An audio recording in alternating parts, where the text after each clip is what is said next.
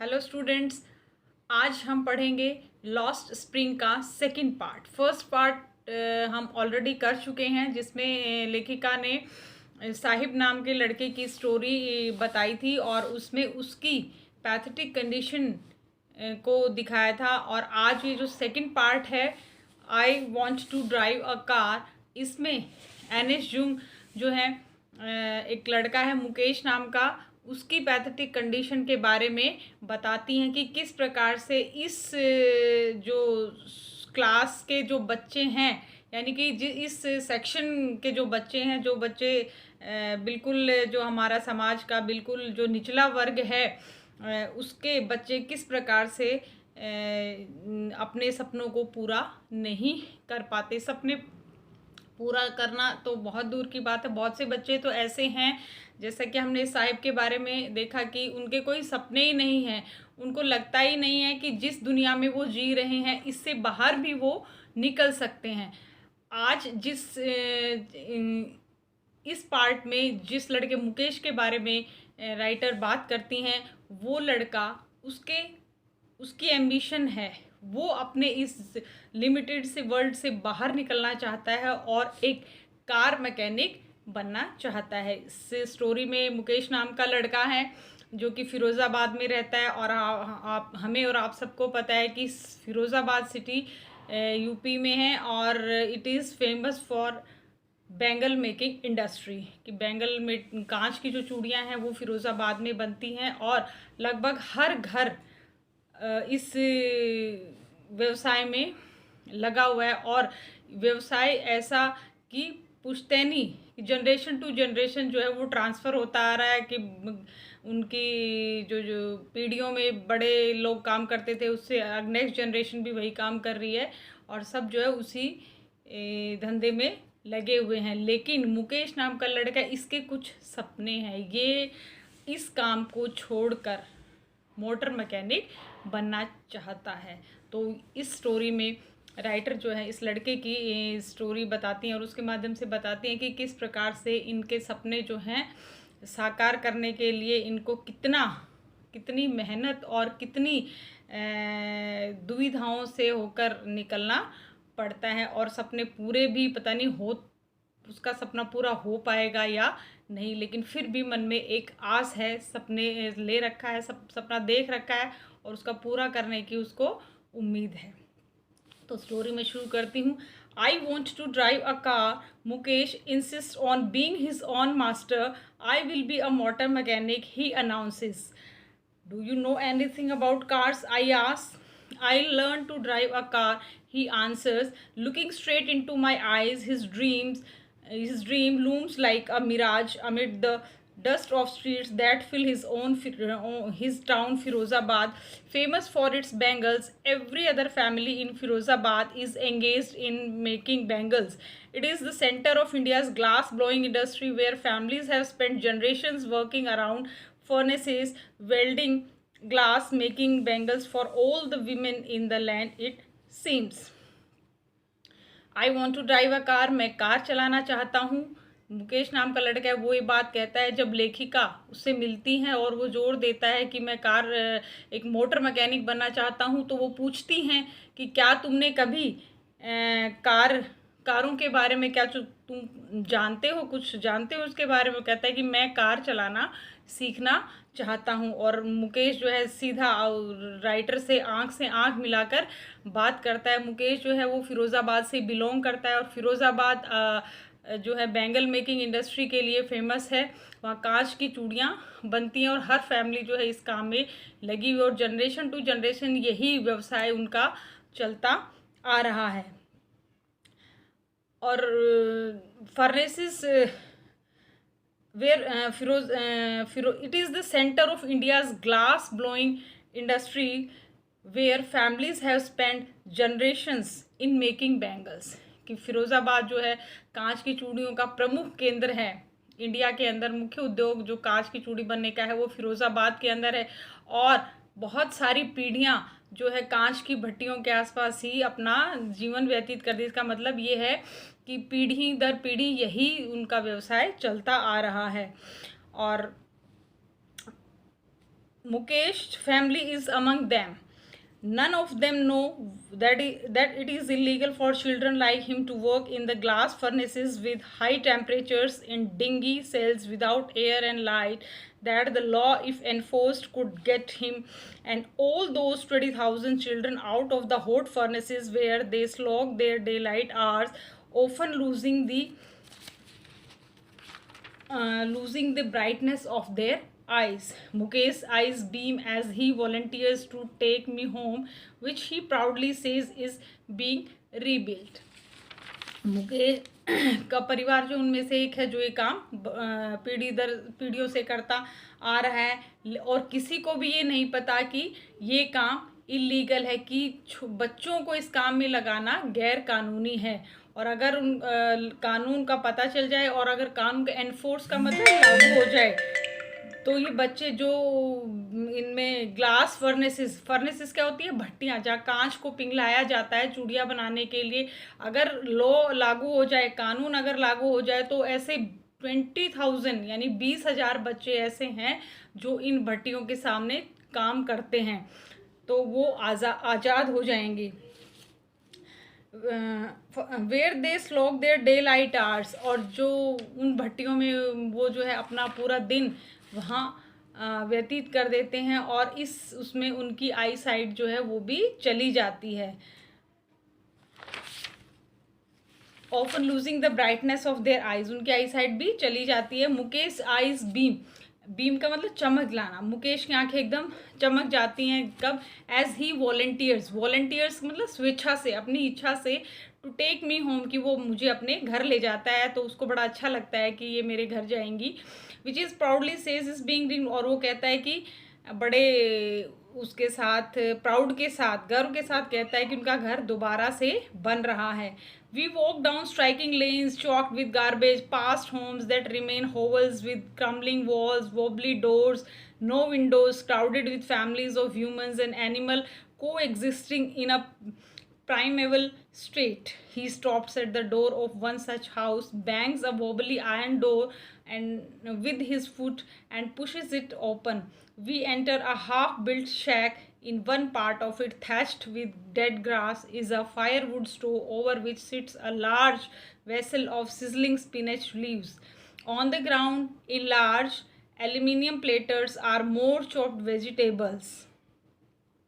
और वो मुझे अपने घर ले जाता है, हम दोनों साथ जाते हैं ऐसी तंग गलियों में से, लेन्स चॉक्ड विद गार्बेज, ऐसी तंग गलियाँ जो कि गंदगी से भरी हुई थी, विद क्रम्बलिंग वॉल्स, टूटी हुई दीवारें थी, टूटी फूटी वुबली डोर्स, दरवाजे भी टूटे फूटे थे, नो विंडोज़, जिनमें कोई खिड़कियां नहीं थी, क्राउडेड विद फैमिलीज़, और परिवारों से भरी हुई थी वो गलियाँ, यानी कि छोटे छोटे घर थे और उनमें बहुत सारे मेंबर्स जो हैं वो एक साथ रह रहे थे। और जिस तरीके से प्राइमल का मतलब प्राचीन समय में जब को एग्जिस्टिंग, साथ साथ, जब ह्यूमन एंड एनिमल्स, इंसान और पशु एक ही घर में साथ साथ रहते थे, तो उस तरीके से जो है वहाँ पर अभी भी वही माहौल था। और चलते हुए ऐसे ही एक दरवाजे पर वो रुकता है, और ये उसका घर है। Bangs a wobbly iron door with his foot, पैर से लात मारकर दरवाजे को वो खोलता है, वो खुल जाता है, दोनों अंदर जाते हैं। In one part of it, और उसके एक हिस्से में, थैश्ड विद डेड ग्रास, भूसा पड़ा हुआ था, डेड ग्रास का मतलब सूखा हुआ भूसा पड़ा हुआ था, और वहाँ एक फायरवुड स्टोव का मतलब एक चूल्हा जल रहा था, और उसके ऊपर एक बहुत बड़ा वेसल का मतलब बड़ा बर्तन रखा हुआ था, और उसमें सिजलिंग पक रहा था स्पिनच लीव्स की, पालक की कोई सब्जी बन रही होगी, पालक बॉईल हो रहा था। And on the ground in large aluminium platter are more chopped vegetables, और नीचे ग्राउंड में एक बड़े से प्लेटर का मतलब बड़े से बर्तन में, प्लेट टाइप में, और काफ़ी सारी कटी हुई, चॉप्ड का मतलब सब्जियां, कटी हुई सब्जियां, चॉप्ड वेजिटेबल, कटी हुई सब्जियां रखी हुई थी। A frail young woman is cooking the evening meal for the whole family. Through eyes filled with smoke, she smiles. She is the wife of Mukesh's elder brother, not much older in years. She has begun to command respect as the bahu, the daughter-in-law of the house, already in charge of 3 men, her husband Mukesh and their father. When the older man enters, she gently must veil their faces before male elders. In this case, the elder is an impoverished bangle maker. Despite long years of hard labor, first as a tailor, then a bangle maker, he has failed to renovate a house, send his two sons to school. All he has managed to do is teach them what he knows, the art of making bangles. हम देखते हैं कि जब चूल्हा जला हुआ है उसके सामने एक लेडी बैठी है, फ्रेल लेडी, वुमेन मीन्स पतली दुबली पतली लेडी है जो कि खाना बना रही है फॉर द होल फैमिली, पूरी फैमिली के लिए, और घर की बहू है वो और सारी जिम्मेदारियां उसके ऊपर हैं और 3 आदमियों का पूरा भार उसके ऊपर है, उत्तरदायित्व तो उसके ऊपर, उसका हस्बैंड है, उसका फादर इन लॉ है और मुकेश है, तो उन सब का काम वही करती है। और थोड़ी देर फिर एक एल्डर मैन, एक जो घर का बुजुर्ग आदमी होता है वो एंटर करता है अंदर, तो वो तुरंत जो है वो अपना VEIL वील का मतलब होता है घूंघट, तुरंत जो अपना घूंघट कर लेते, क्योंकि ये रिवाज है उनके कि जब भी कोई घर का बड़ा बुजुर्ग आदमी आता है तो लेडी जो है वो अपना पर्दा कर लेती है, यानी कि घूंघट कर लेती है। वो मुकेश के फादर हैं। इम्पोवरिस्ड बैंगल मेकर, इम्पोवरिस्ड का मतलब पुअर, गरीब, चूड़ी बनाने वाला है, वो चूड़ी बनाने का काम करता है और इतने सालों की मेहनत करके, खूब सारी मेहनत करी है बैंगल मेकिंग, सिर्फ एक घर बना पाया है वो। इसके अलावा वो अपने बच्चों को ना तो शिक्षा दिला पाए, अच्छे से उनको पढ़ा पाए, सिर्फ एक घर यानी कि सिर पर एक छत है, सिर्फ यही उनकी पूरी कमाई है। It is his karam, his destiny, says Mukesh's grandmother, who has watched her own husband to blind with the dust from polishing the glass of bangles. Can a God-given lineage ever be broken, she implies. Born in the caste of bangle makers, they have seen nothing but bangles in the house, in the yard, in every other house, every other yard, every street in Firozabad. Spirals of bangles, sunny, gold, paddy green, royal blue, pink, purple, every color born out of the 7 colors of the rainbow, lie in mounds in compact yards, are piled on 4-wheeled hand carts pushed by young men along the narrow lanes of the shanty town, and in dark hutments next to lines of flames of flickering oil lamps sit boys and girls with their fathers and mothers welding pieces of colored glass into circles of bangles. Their eyes are more adjusted to the dark than to the light outside. That is why they often end up losing their eyesight before they become adults. It is his कर्म, it is his कर्म। कौन कहता है? ये मुकेश की बूढ़ी दादी हैं जो कि अपने हस्बैंड के लिए कहती हैं कि ये इसका डेस्टिनी है, यही इसका भाग्य है, क्योंकि जब वो अपने, क्योंकि उसके जो फादर हैं मुकेश के, वो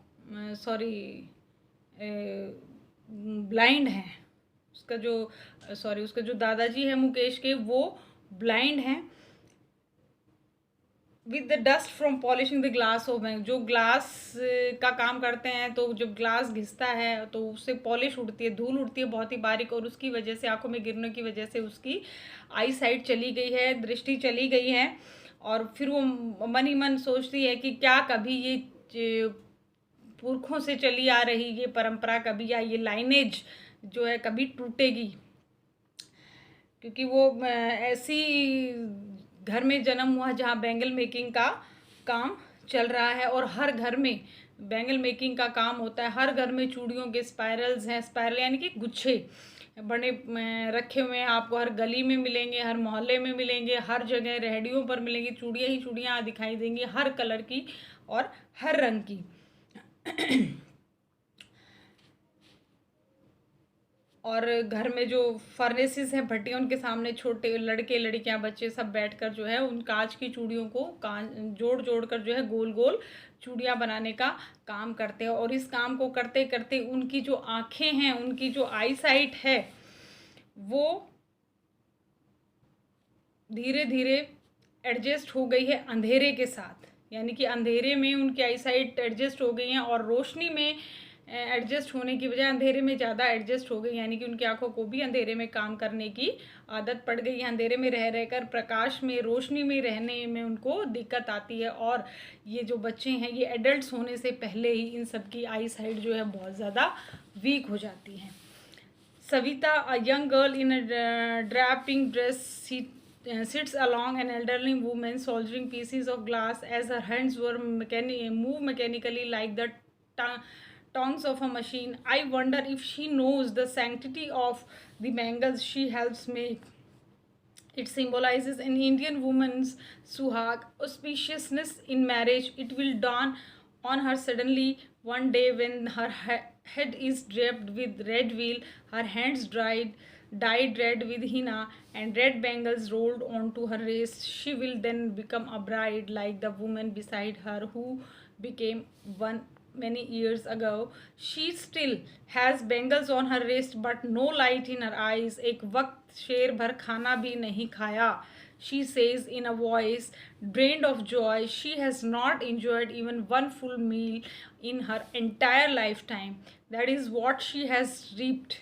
Her husband, an old man with a flowing beard, says, I know nothing except bangles. All I have done is make a house for the family to live in.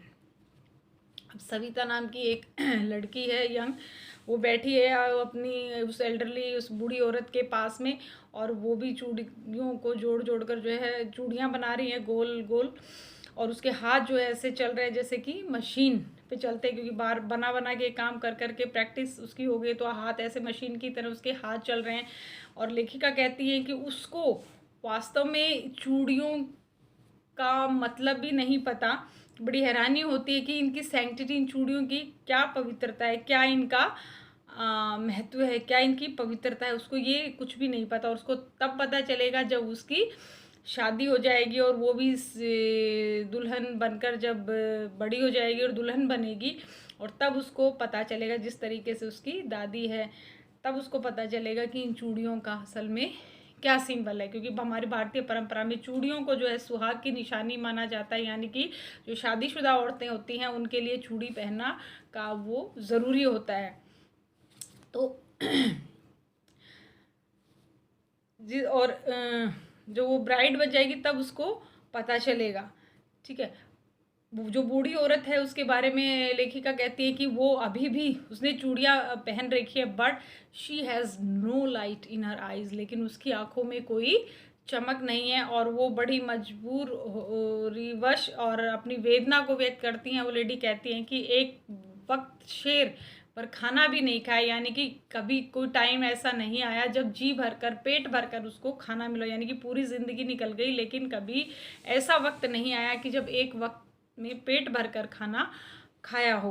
वो ये बात कहती है तो उसकी आंखों में कोई खुशी नहीं दिखाई देती है। उसका हस्बैंड जो है, जिसकी लंबी दाढ़ी हो रखी है बहुत ज़्यादा, और वो कहता है कि मैंने सारी ज़िंदगी सिर्फ इतना किया कि मैं एक घर बना पाया हूँ जिसमें कि मेरे बच्चे रह सकें। Hearing him, one wonders if he has achieved what many have failed in their lifetime. He has a roof over his head. The cry of not having money to do anything except carry on the business of making bangles, not even enough to eat, rings in every home. The young men echo the lament of their elders. Little has moved with time, it seems, in Firozabad. Years of mind-numbing toil have killed all initiatives and the ability to dream.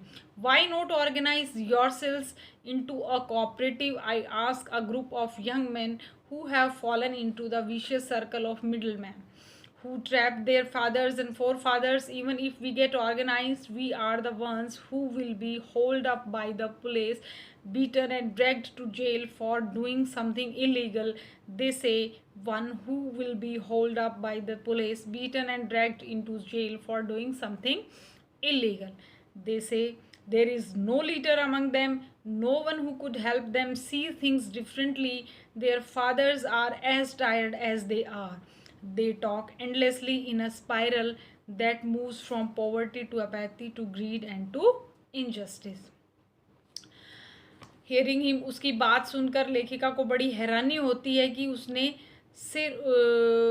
एक घर बना लिया है, जो कि बहुत सारे लोग ऐसे थे उनमें जो एक घर भी नहीं बना पाते थे। तो ये उसकी एक बड़ी अचीवमेंट है और इस बात पर लेखिका को बड़ी हैरानी होती है कि कितने ऐसे लोग हैं जो घर भी नहीं बना पाते, सारी ज़िंदगी अंधेरे में तंग परिस्थितियों में काम करते, इतनी दयनीय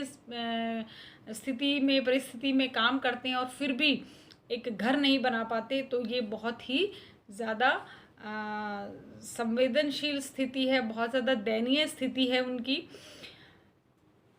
उनके पास कोई और काम करने के लिए कुछ पैसा नहीं है कि वो इस बैंगल मेकिंग वाले काम को छोड़कर कुछ और काम करें। जवान बच्चे जो हैं वो भी उसी काम में लग जाते हैं जो उनके एल्डर्स करते आए हैं, जो उनके बड़े बुजुर्ग करते आए हैं। और इस पर जो है लेखिका उससे पूछती हैं कि तुम लोग इकट्ठे क्यों नहीं हो जाते, आप लोग और कोऑपरेटिव सोसाइटी अपनी क्यों नहीं बना लेते, तुम्हारा कोई लीडर क्यों नहीं बनता ताकि तुम अपने हक की लड़ाई लड़ सको। तो बताते हैं कि हम ऐसा नहीं कर सकते और अगर हम ऐसा करते हैं तो पुलिस हमें मारती है, जेल में डाल देती है और हमारा कोई ऐसा स्ट्रॉन्ग लीडर नहीं है जो हमारे लिए कुछ कर सके। और उनको जो है वो कहते हैं कि हम गरीब हैं और उनको गरीब ही रहना है, इसी तरीके से उनको रहना है। और उनके जो यंग वंस हैं, जो उनके जवान हैं, जो लड़के, वो जो है अपने बड़ों से भी पहले ही बूढ़े हो गए और वो सब जो है इस गरीबी में ही उनका भाग्य है और उसी को उन्होंने अपनी डेस्टिनी मान लिया है। Listening to them, I see two distinct worlds, one of the family caught in a web of poverty, burdened by the stigma of caste in which they are born, the other a vicious circle of sahukars, the middleman, the policemen, the keepers of law, the bureaucrats, and the politicians. Together they have imposed the baggage on the child that he cannot put down. Before he is aware, he accepts it as naturally as his father. अब लेखिका कहती हैं कि दो distinct world है, दो अलग अलग दुनिया है। एक तो इन बैंगल मेकर्स की है जो कि गरीबी और लाचारी से ग्रस्त हैं, और एक मिडिल मैन की है जिसमें पुलिस वाले हैं, साहूकार्स हैं, और दूसरे जो समाज के जो साउंड पोजीशन में जो लोग हैं जो इनका एक्सप्लॉइटेशन करते हैं वो हैं। और इन्होंने सबने जो है इनके ऊपर अब बर्डन डाल दिया है। जो मिडिल मैन है उसको कीपर्स ऑफ लॉ कहा गया है कि भाई वो कानून के रखवाले हैं, लेकिन उन्होंने ये सारा बर्डन इनके ऊपर डाल दिया है, बैगेज ऑन द चाइल्ड, यानी कि ये सब जो है ये काम इन बेचारे गरीब लोगों से करवाते हैं और ये लोग उनका बोझ उठाते हैं।